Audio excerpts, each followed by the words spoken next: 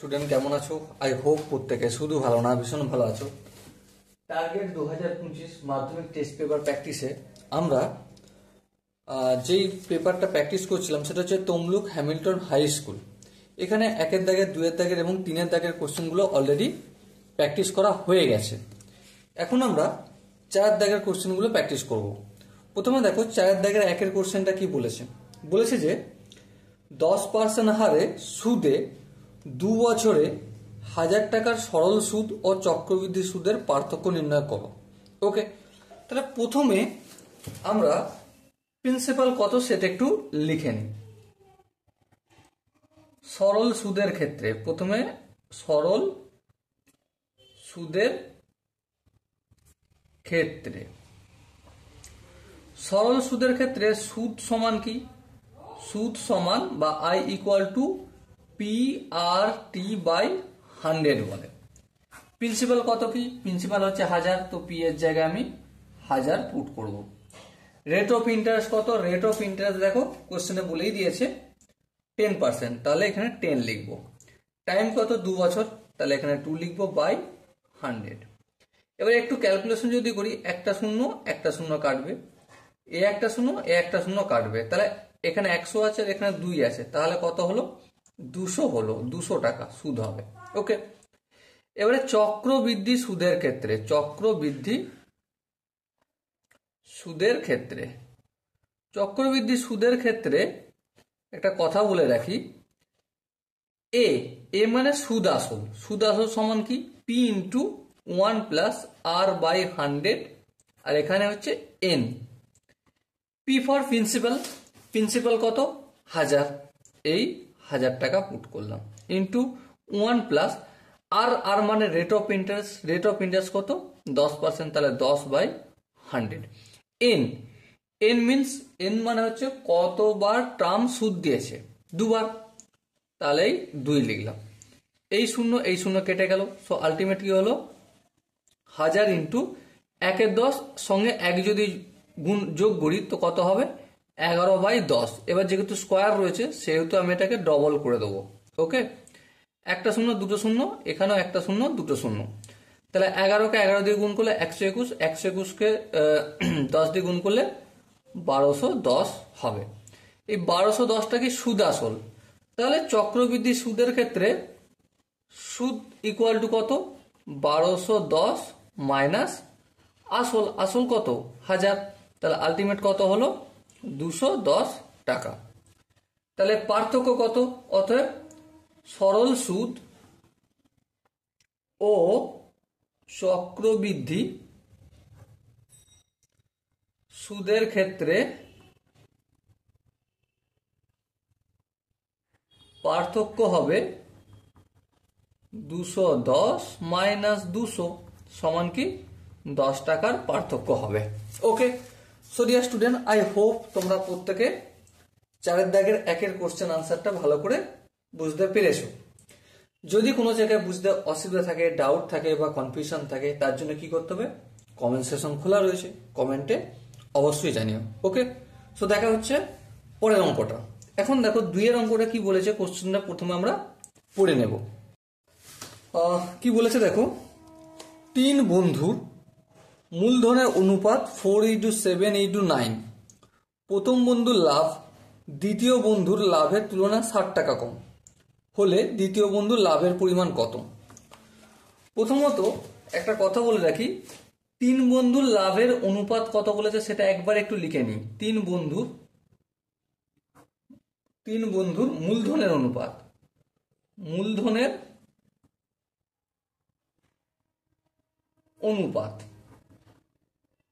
সমান কত? বলেছে 4:7:9। অতএব এখানে যেহেতু দ্বিতীয় আর তৃতীয় বন্ধুর গল্প রয়েছে, তাহলে প্রথম আর দ্বিতীয় বন্ধু রয়েছে, তাহলে প্রথম বন্ধুর লভ্যাংশের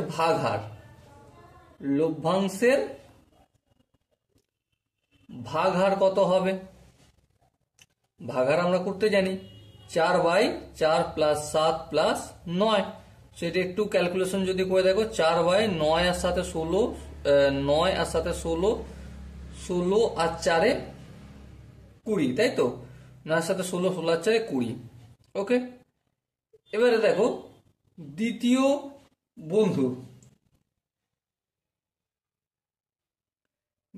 বন্ধুর লভ্যাংশের ভাগহার।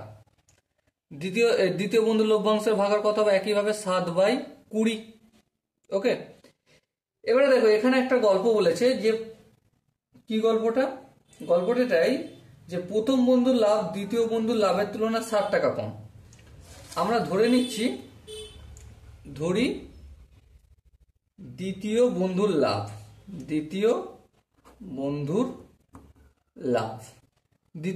লাভ ধরছি x টাকা।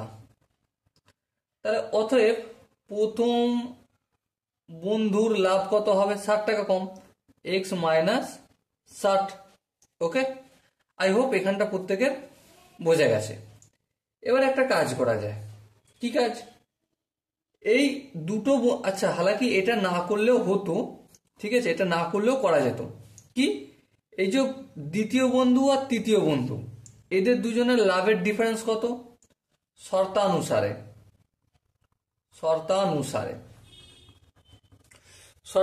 কি? দ্বিতীয় বন্ধু 7/20 মাইনাস প্রথম বন্ধু এই যে 4/20, এদের দুজনের লাভের পার্থক্য কত? 60 টাকা। বেশ, আমি লিখলাম। তো একইভাবে একটু যদি বিয়োগ টিয়োগ করি কি পাবো? 4 থেকে 7 বিয়োগ করলে কত হবে? 3 হবে। 3/20 ইকুয়াল টু কত? অবভিয়াসলি 60 হবে। এখানটায় যদি আমি 1 করি, তাহলে অপর দিকে নিয়ে যাই যদি এটা, তাহলে কি হবে? অপর দিকে নিয়ে গেলে 60 গুণিত 20/3। একটু ক্যালকুলেশন যদি করি, 3 20 60, সো 1 ইকুয়াল টু 400। হ্যাঁ, 400 হবে, 400 টাকা। এবার দেখো কি জানতে চেয়েছে এরা? 1% হলো 400 টাকা, ঠিক আছে, মানে 1 হলো 1 বলতে 7-এর 20, এখানে 4-এর 20 ছিল, সেরকমই 1 লাভার যখন 1 হয় তখন এটা কি হয়ে যায়? 400 টাকা হয়ে যায়। এবারে জানতে চেয়েছে আমাকে, দেখো তৃতীয় ব্যক্তির লাভের পরিমাণ কত। তাহলে দ্বিতীয় ব্যক্তির লাভের পরিমাণ 7-এর 20, তাহলে 7-এর 20 ইকুয়াল টু কত হবে? এই 400 গুণিত 7/20। একটু যদি ক্যালকুলেশন করে এই শূন্য কাটবে, 2 1 2, আর এখানে 20 2 40, তাহলে 20-কে 7 দিয়ে গুণ করলে 140 টাকা লাভ হবে। Okay, so dear student, I hope প্রত্যেকে বুঝতে পেরেছো। আমি এখানটা একটু কাজ করেছি। কি কাজ করেছি? কোশ্চেনে যেমন বলেছিল যে দুজনের প্রথম বন্ধু দ্বিতীয় বন্ধুর লাভের তুলনায় 60 টাকা কম, প্রথম বন্ধুর লাভ দ্বিতীয় বন্ধুর লাভের তুলনায় 60 টাকা কম, তাহলে প্রথম বন্ধুর লাভের ভাগার মাইনাস দ্বিতীয় বন্ধুর লাভের ভাগার ইকুয়াল টু 60 টাকা। তাহলে ক্যালকুলেশন করে 3/20 ইকুয়াল টু 60, তাহলে 3/20 ইকুয়াল টু যদি 7 হয়, তাহলে 1-এ কত হয়? 400 হয়। 7/20-তে কত হয়? ক্যালকুলেশন করলাম, কি পেলাম? 140 টাকা। তাহলে প্রথম বন্ধুর আনসারটা যদি লিখতে হয়, কি লিখতে হবে? দ্বিতীয় বন্ধুর লাভের পরিমাণ কত? এই যে হচ্ছে আমার এখানে দ্বিতীয় বন্ধুর লাভের পরিমাণ 7-এর 20, তাহলে 7-এর 20 ভাগার মানে 140 টাকা। সো দ্বিতীয় বন্ধুর ভাগের পরিমাণ বা লাভের পরিমাণ নির্ণয় করতে বলেছিল, যেটা হলো 140 টাকা। আই হোপ প্রত্যেকে আনসারটা অতএব দিয়ে লিখতে পারবে। চলো এরপর 2-এরটা হলো, এরপর আমরা 3-এর দাগের কোশ্চেনটা সলভ করব। 3-এর দাগের কোশ্চেনটা কি বলেছে দেখো, x varies as y varies as z এবং z ভ্যারিজাস x হলে ভেদ ধ্রুবক তিনটির গুণফল নির্ণয় করো। দেখো x ভ্যারিজাস y, তার মানে x ভ্যারিজাস চিহ্নটা তুলে a সমান দিলাম, একটা ধ্রুবক আনতে হবে, তাহলে k1 ইন্টু y। এবার দেখো এই ওয়াইটা গুণের আকারে আছে, k1 এর সঙ্গে অপোজিট দিকে আসলে কি হয়ে যায়? ভাগের আকারে, তাহলে x/y ইকুয়াল টু k1, এটা হলো। তারপর নেক্সট দেখো কি আছে, y ভ্যারিজাস z, এটা যদি একটু ক্যালকুলেশন করি, y equal to k2 into z, জেডটা অপোজিট দিকে আনলে y/z ইকুয়াল টু k2। ওকে, একইভাবে কি আছে দেখো, আছে z varies as x, Z varies as x. Z varies as চিহ্নটা তুললে, সমানুপাতিকের চিহ্নটা তুললে এখানে আমরা কে থ্রি ধ্রুবক আনলাম ইন্টু এক্স, এক্সটা অপোজিট দিকে আনলে কি হবে z by x equal to k three. এবারে জানতে কি চেয়েছে ভেদ ধ্রুবক তিনটির গুণফল, মানে কে ওয়ান কে টু আর কে থ্রি, এই তিনটের গুণ করতে হবে। তাহলে k one into k two into k three, তাহলে কে ওয়ান এর ভ্যালু কত এক্স বাই ওয়াই, এই এক্স বাই ওয়াই লিখলাম। কে টুর ভ্যালু কত ওয়াই বাই জেড, এই ওয়াই বাই জেড লিখলাম। কে থ্রির ভ্যালু কত জেড বাই এক্স, এই জেড বাই এক্স লিখলাম। একটু যদি ক্যালকুলেশন করে দেখো, এখানে এক্স কাটবে, এখানে ওয়াই কাটবে, এখানে জেড কাটবে। সো আলটিমেট কেটে গেল, গুণ ভাগের কেটে যাওয়া মানে আনসার কত হবে 1 হবে। Okay, so dear student, I hope তোমরা প্রত্যেকে 3 দাগের কোশ্চেন আনসারটা বুঝতে পেরেছো। যদি কোনো জায়গায় বুঝতে অসুবিধা থাকে তো কমেন্ট সেকশন খালি রয়েছে, কমেন্ট সেকশনে জানাও। ওকে, চলো নেক্সট আমরা 4 দাগের কোশ্চেনটা সলভ করব। দেখো 4 দাগের কোশ্চেনটা কি বলেছে, বলেছে আমাদের a by 2 equal to b by 3 equal to c by 4 equal to 5a minus 3b plus 4c by p যদি হয় তাহলে p এর মান কত। দেখো এটা ইকুয়াল টু আমি কে ধরে নিচ্ছি, কি ধরছি কে। ওকে, তাহলে a সমান কত, a সমান হচ্ছে 2k, b সমান কত, b সমান হবে 3 এর সঙ্গে কে গুণ হবে এদিকে, তাহলে 3k, c সমান কত, c সমান হবে 4k। বেশ, আচ্ছা এবারে দেখো এটা লেখা আছে যেমন লিখলাম 5a minus 3b plus 4c by p equal to k লিখলাম। ওকে, আচ্ছা ধ্যান দিয়ে লক্ষ্য করো, 5 লিখলাম, এর মান কত 2k ইন্টু 2k লিখলাম, মাইনাস 3টা লিখলাম, বি এর মান কত 3k ইন্টু 3k লিখলাম, প্লাস 4টা লিখলাম ইন্টু সি এর মান কত 4k, এই 4k লিখলাম, বাই পি লিখলাম ইকুয়াল টু কে। বেশ, এখান পর্যন্ত আই হোপ প্রত্যেকের বোঝা গেছে। আর একটু যদি ক্যালকুলেশন করি দেখো, 5 দুগুণে 10k, 3 3কে 9k, 4 4 16k। এবার দেখো এই পিটা অপোজিট দিকে নিয়ে গেলে ভাগ আছে, গুণ হয়ে যাবে কে এর সাথে, আর কেটা অপোজিট দিকে আনলে ভাগ হয়ে যাবে। ওকে, আর একটু যদি ক্যালকুলেশন করে দেখি, 10 এর সঙ্গে 16 যোগ করব, আচ্ছা 10 এর সঙ্গে 16 যোগ করব, তা থেকে 9 বিয়োগ করব, তাই তো। তাহলে কত হবে 17k by k equal to p, উপরের কে নিচের কে কেটে গেল। সো আলটিমেট পি এর ভ্যালু কত পেলাম 17 পেলাম। Okay, so dear student, I hope প্রত্যেকে 4 কোশ্চেন আনসারটা বুঝতে পেরেছো। যদি কোনো জায়গায় ডাউট থাকে, কনফিউশন থাকে, কি করতে হবে, কমেন্ট সেকশন খালি আছে, কমেন্ট সেকশন ভরিয়ে দিতে হবে।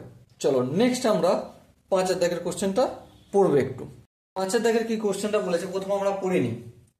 দুটি বৃত্তের ব্যাসার্ধের দৈর্ঘ্য 8 সেন্টিমিটার ও 3 সেন্টিমিটার, তার কেন্দ্রদ্বয়ের মধ্যে দূরত্ব 13 সেন্টিমিটার।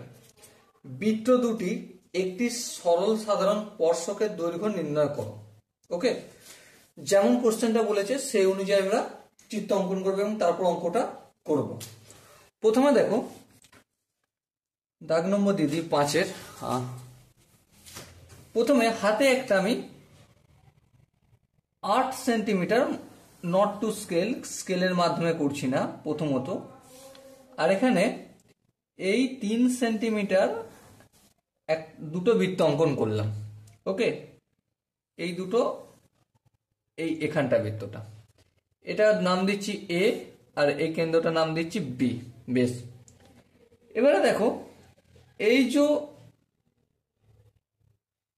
এখানে ব্যাসার্ধ অঙ্কন করলাম, এ পি নাম দিলাম, আর এখানে বি থেকে কিউ পর্যন্ত কিউ নাম দিলাম।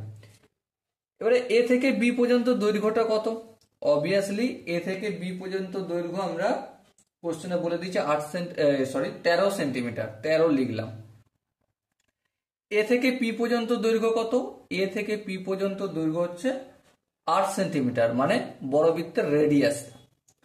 আর কি বলেছে ছোট বৃত্তের রেডিয়াস মানে বি কিউ, বি কিউ সমান কত 3 সেন্টিমিটার।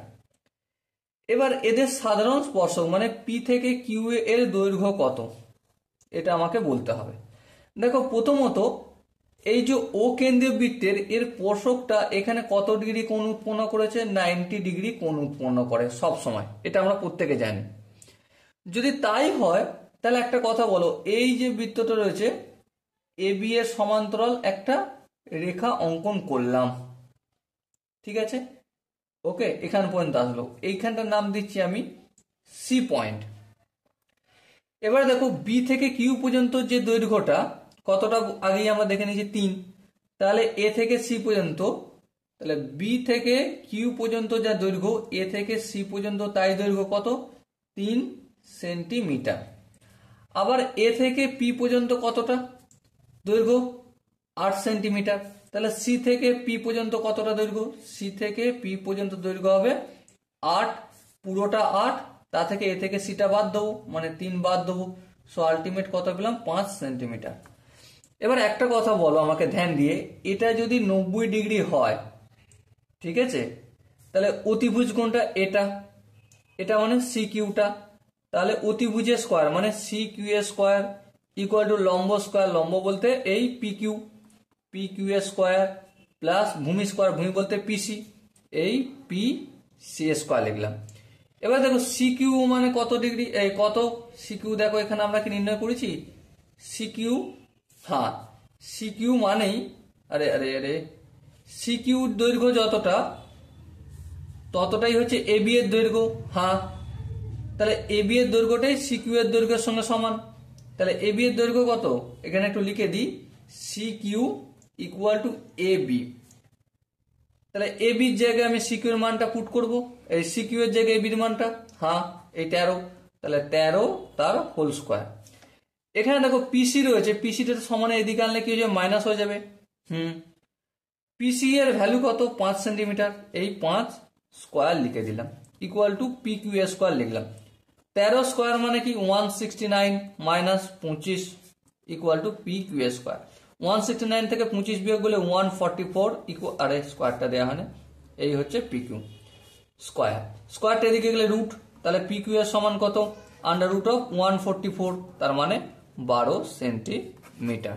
ওকে, আই হোপ প্রত্যেকের 5 দাগের কোশ্চেন আনসারটা বোঝা গেছে। যদি কোনো জায়গায় বুঝতে অসুবিধা থাকে, ডাউট থাকে, কনফিউশন থাকে, যে মনে হয় যে আরেকটু দাদা বুঝালে ভালো হতো, তো অবশ্যই তোমরা কমেন্টে জানাও। ওকে, চলো নেক্সট আমরা 6 দাগের কোশ্চেনটা সলভ করবো। 6 দাগের কোশ্চেনটা কি বলেছে, প্রথম আমরা মন দিয়ে পড়বো, তারপর অঙ্কটা করবো। কি বলেছে দেখো, পাশের ও কেন্দ্রীয় বৃত্তের ছবিতে ওপি লম্ব AB, AB equal to 6 centimetre এবং পিসি ইকুয়াল টু 2 সেন্টিমিটার হলে বৃত্তের ব্যাসার্ধের দৈর্ঘ্য নির্ণয় করো। প্রথমে চিত্রে যেমন আছে আমরা এখানে একটা ছবি মোটামুটি অঙ্কন করে নিলাম, এই হচ্ছে ও। এবার দেখো এবি হচ্ছে একটা জ্যা, এবি জ্যা, বেশ। এবারে দেখো ও সি, এই হচ্ছে ও সি, আর এখানটা হচ্ছে পি বিন্দু। কি কি ইনফরমেশন বলেছে সেটা একটু লিখে নিই। বলেছে এটাই যে ওপি, এই ওপিটা লম্ব হচ্ছে এবি, ওপি লম্ব হচ্ছে এবি। আচ্ছা, শুধুমাত্র এই ইনফরমেশনটার বলে আমরা কি কি জানতে পারি, দেখো এ থেকে পি পর্যন্ত যে দৈর্ঘ্য এটা, আর পি থেকে বি পর্যন্ত দৈর্ঘ্য সেম হবে, তাহলে কি বলতে পারি, অতএব এপি ইকুয়াল টু বিপি। তার মানে পুরোটার দৈর্ঘ্য যদি 6 সেন্টিমিটার হয়, এবি যদি আমার হয় 6 সেন্টিমিটার, তাহলে এপি সমান বিপি সমান কত হবে, 3 সেন্টিমিটার হবে, অর্ধেক হবে। আই হোপ এখানটা প্রত্যেকের বোঝা গেছে। এবার দেখো ব্যাসার্ধ এ থেকে ও পর্যন্ত কি হবে, ব্যাসার্ধ যদি আমি আর ধরি, ঠিক আছে, এ থেকে ও পর্যন্ত আমি আর ধরছি, তাহলে ও থেকে সি পর্যন্ত কি হবে, ও সিও তো কি ব্যাসার্ধই হবে, হ্যাঁ হবে। আই হোপ এখানটা প্রত্যেক বোঝা গেছে। আচ্ছা, ও থেকে সি পর্যন্ত যদি আমি পুরোটা আর ধরি, আর এই সি থেকে পি পর্যন্ত যদি 2 সেন্টিমিটার হয়, তাহলে পি থেকে ও পর্যন্ত কতটা হবে, অবভিয়াসলি আর মাইনাস 2 হবে, তাই না। এবার যেহেতু লম্ব এখানটা 90 ডিগ্রি, এবার আমরা কি বলতে পারি 90 ডিগ্রি মানে কি অতিভুজের স্কোয়ার, তাহলে আর এর স্কোয়ার ইকুয়াল টু, বা এখানটা লিখতে পারি ট্রায়াঙ্গেল ট্রায়াঙ্গেল কি এ ও পি এর, ঠিক আছে। অতিভুজ স্কয়ার লম্ব স্কয়ার, লম্ব বলতে আর মাইনাস টু তার হোল স্কয়ার প্লাস ভূমি স্কয়ার, ভূমি বলতে এটা এপি, এপি বলতে কোটা, এপি বলতে দেখো এখানে এপি, এপি বলতে বিপি, আবার এপি 6 সেমি, তাহলে এপির মান হচ্ছে 3 সেমি, তাহলে এখানে 3 স্কয়ার লিখে দিলাম। তাহলে r square equal to a minus b তার হোল স্কয়ার, সূত্র কি এ স্কয়ার মাইনাস 2ab মানে 4r প্লাস বি স্কয়ার বলতে 2 স্কয়ার মানে 4 প্লাস 3 স্কয়ার মানে 9। এবার দেখো ধ্যান দিয়ে এদিকে আর স্কয়ার সমান অপোজিট দিকে কেটে যাবে, চলো কেটে দিই এখনই। মাইনাস 4r এটা অপোজিট দিকে গেলে প্লাস 4r হবে, হ্যাঁ 9 আর 4 কত হয়, 9 আর 4 13 হয়। সো আর ইকুয়াল টু কত, 13/4 cm। এটা যদি একটু ক্যালকুলেশন করি 3 4 12, 3 4 12 1 2 5 2 10 আর 90 কত 2 4 5 20, হ্যাঁ তোমরা একটু ক্যালকুলেশন করে দেখে নেবে 13/4 মানে 3.25 সেন্টিমিটার হচ্ছে কিনা। ওকে, আই হোপ তোমরা প্রত্যেকে এই আমার 6 দাগের কোশ্চেনটা বুঝতে পেরেছো। যদি কোনো জায়গায় বুঝতে অসুবিধা থাকে তো তার জন্য কমেন্ট সেশন খালি আছে, দেখা হচ্ছে কমেন্ট সেশনে। চলো নেক্সট আমরা 7 দাগের অঙ্কটা করব। 7 দাগের অঙ্কটা কি বলেছে প্রথমে আমরা পড়ে নিই। কি বলেছে দেখো, 7 সেন্টিমিটার ব্যাসার্ধ বৃত্তের 5.5 সেন্টিমিটার দৈর্ঘ্যের বৃত্তচাপ কেন্দ্রে যে কোণ উৎপন্ন করে তা বৃত্তীয় মান নির্ণয় করো। দেখো একটা বৃত্ত, এই হচ্ছে বৃত্ত, এই বৃত্তটার ব্যাসার্ধ আর সমান কত 7 cm। ওকে, এবারে এই বৃত্তটার একটা পরিধি আছে, হ্যাঁ বৃত্তের পরিধি কতটা জানি আমরা, না জানি না। চলো বৃত্তের পরিধি লিখে নি, বৃত্তের পরিধি,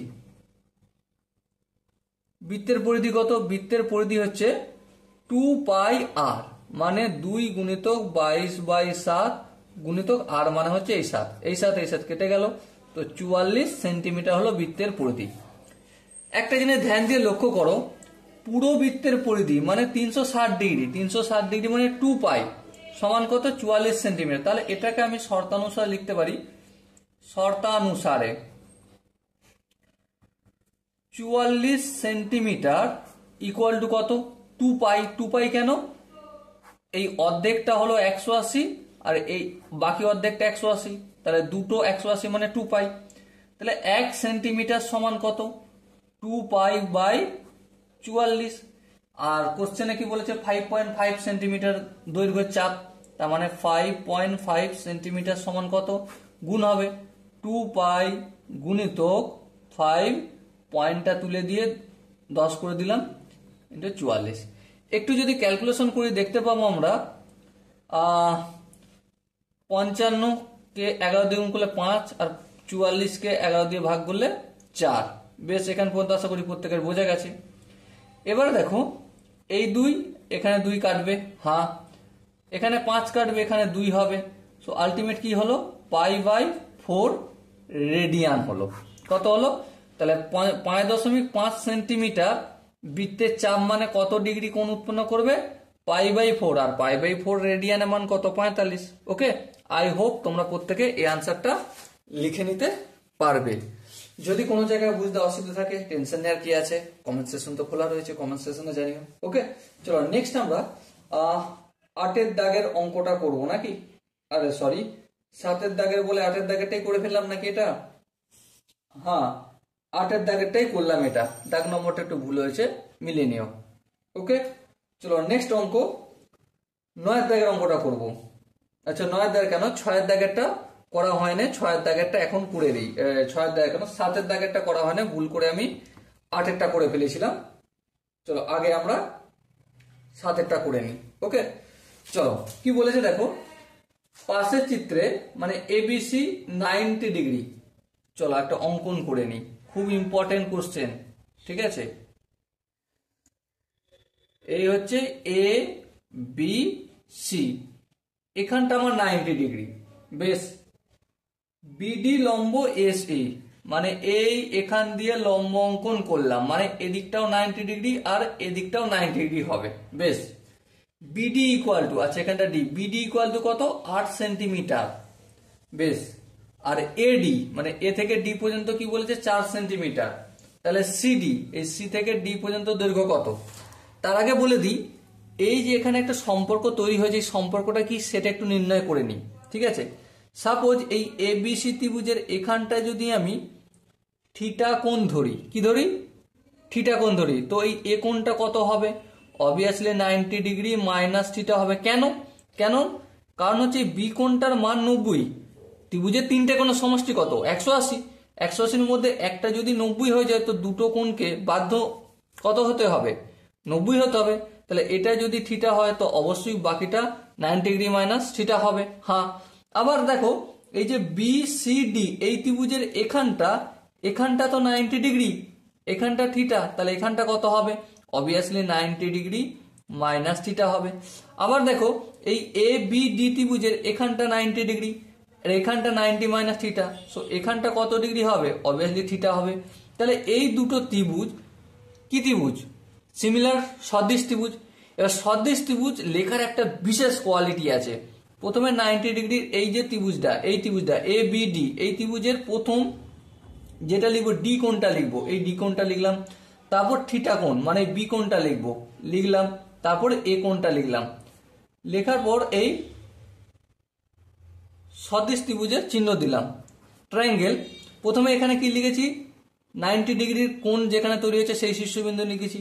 তাহলে এই যে 2 নম্বর ত্রিভুজ এই ত্রিভুজটার সেম কেস করব, ডিটা প্রথম লিখবো, তারপর থিটা কোণটা লিখেছিলাম এখানে থিটা কোণ সি, এই সিটা লিখলাম, তারপর 90 ডিগ্রি মাইনাস থিটাটা তারপর লিখবো। এবারে এই ত্রিভুজগুলোর একটা বিশেষ ধর্ম আছে কি, DB DB DB equal to DB by DC equal to BA BA by CB equal to DA DA by DB বা বিডি। ওকে, এবার দেখো এখানে কিছু কিছু জিনিস আমরা এইটার সঙ্গে এইটা যদি ইকুয়াল ধরি, এটা ডিবি আছে এটা একটু ভালো করে লিখে নিই, বিডি বাই ডিসি আছে এটা সিডি লিখলাম, ইকুয়াল টু ডিএ আছে আমি একটু এডি লিখলাম, আর এটা বিডি যেমন বিডি লিখলাম।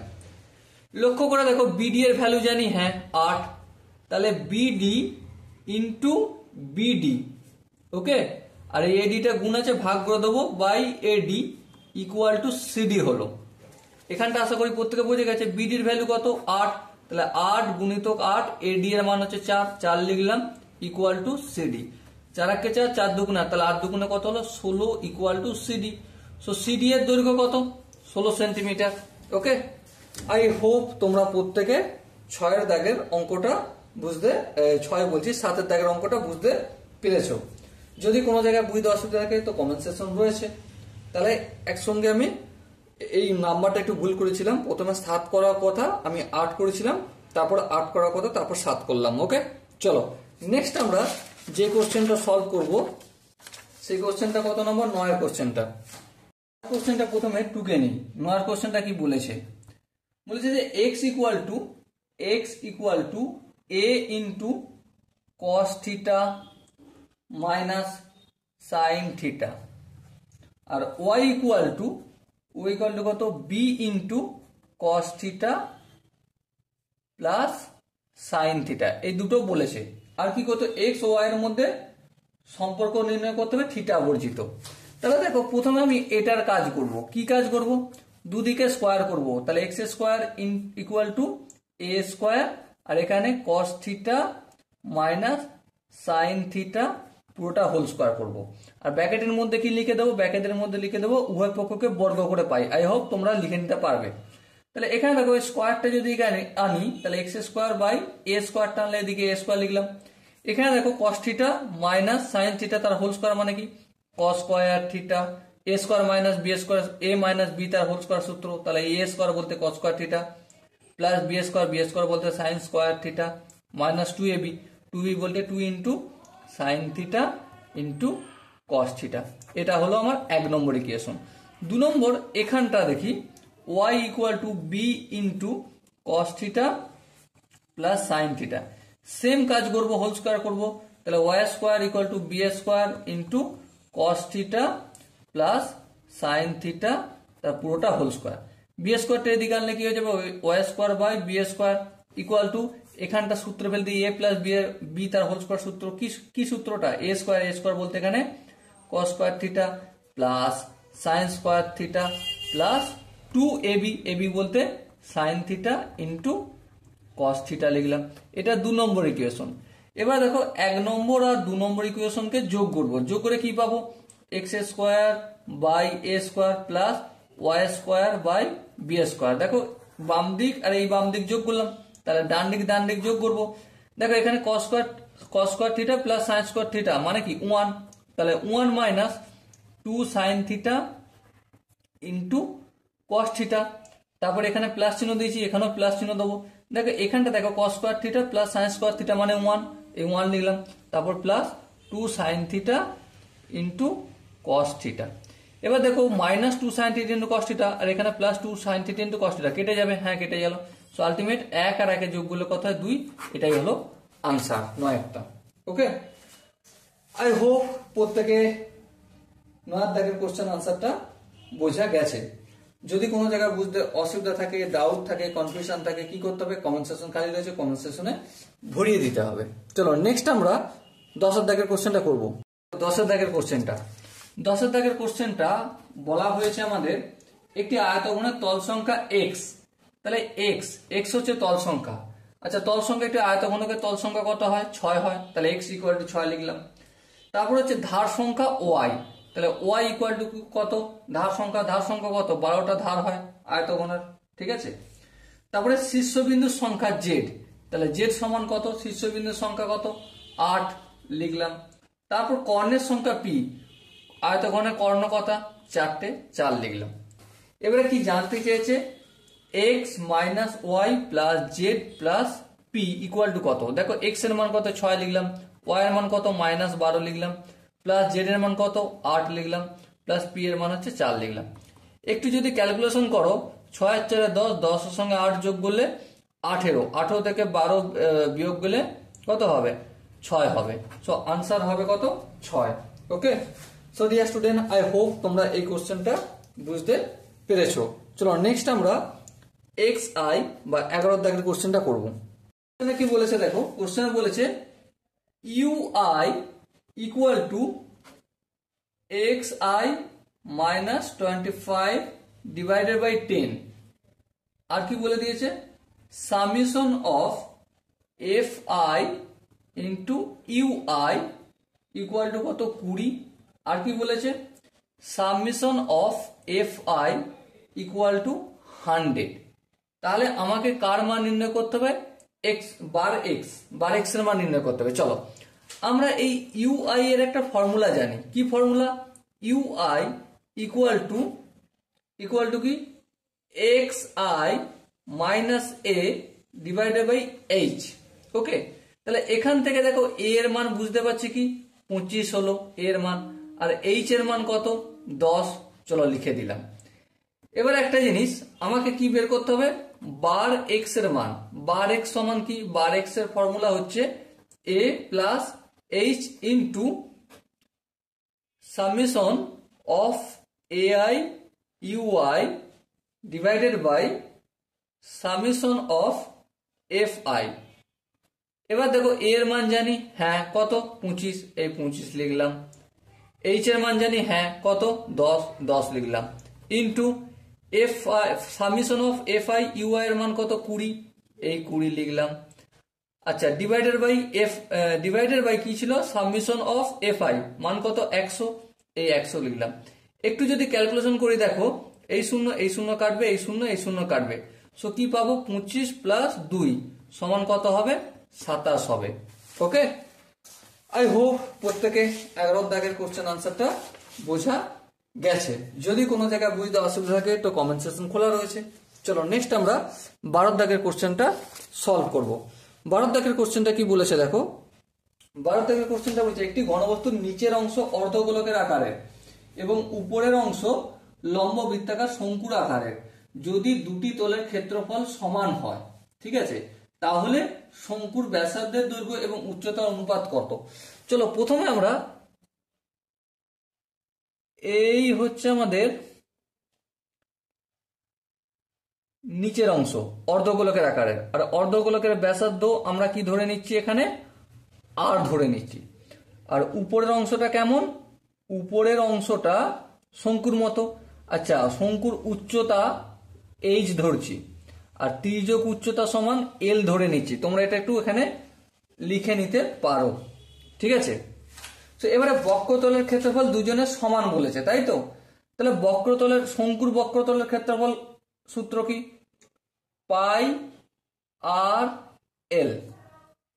এটা সমান কি? শঙ্কুর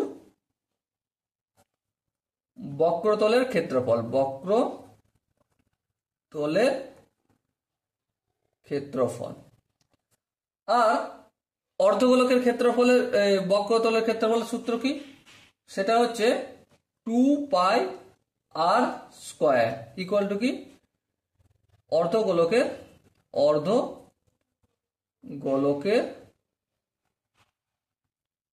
বক্রতলের ক্ষেত্রফল। ওকে ভাই, তো তোমরা উপরটা একটু লিখে নেবে, এইচ এল ধরে নিয়েছি আমরা, ঠিক আছে? এবার শর্তানুসারে দুটোই ইকুয়াল বলেছে, হ্যাঁ ঠিক তাই। তাহলে শর্তানুসারে pi r l equal to 2 pi r square. Pi pi প্রথমেই কেটে দেবো, এখানে একটা আর আছে, এখানে দুটো আর রয়েছে, এদিকে গেলে কি হয়ে যাবে? ভাগ হয়ে যাবে। তাহলে l equal to 2 R square by r, এই আর স্কোয়ারটা কাটলো আর এই পুরো আরটা কেটে গেল, এল ইকুয়াল টু 2 আর। এবারে দেখো, এবারে এই আমাদের কি জানতে চেয়েছে? আমাদের কি এল জানতে চেয়েছে? না, এল এর সঙ্গে আমাদের কোনো গল্পই নেই, আমাদের উচ্চতা আর ব্যাসার্ধের সঙ্গে। এখানে দেখো, এখানে এটা 90 ডিগ্রি তৈরি হয়, তাই না? এল স্কোয়ার ইকুয়াল টু কি? L square equal to h square plus R square. অতিভুজ স্কোয়ার ইকুয়াল টু কি? লম্ব স্কোয়ার প্লাস ভূমি স্কোয়ার। লম্ব বলতে এইচ আর ভূমি বলতে আর, তাই না? তাহলে এল সমান কি? এল সমান হলো under root of H square plus R square. So l এর জায়গায় আমি এটা পুট করে দেবো, এল এর জায়গায় কি লিখবো? Under root of H square plus R square equal to 2 R. Square রুটটা অপোজিট দিকে পাঠালে স্কোয়ার হয়ে যাবে, তাহলে H square plus R square equal to 4 R square. দেখো 2 স্কোয়ার কি 4 হয় আর আর স্কোয়ার স্কোয়ার হয়। এবারে এই আর স্কোয়ারটা অপোজিট দিকে নিয়ে গেলে কি হয়ে যাবে?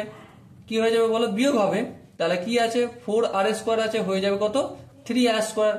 এবারে আর স্কোয়ারটা এদিকে আনবো, আচ্ছা না এদিকে আনবো না, 1/3 করছি equal to R square by H square. কি করে করলাম? এইচ স্কোয়ারের সঙ্গে কিছু নেই, মানে 1 গুণ আছে, তাই তো?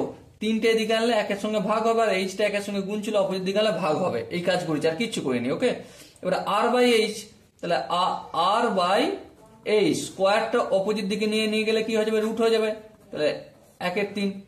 এবারে দেখো 1/√3, তাহলে আর বাই এইচ ইকুয়াল টু কত বললাম? 1/√3। তো এটাই হবে দুটো রেশিও।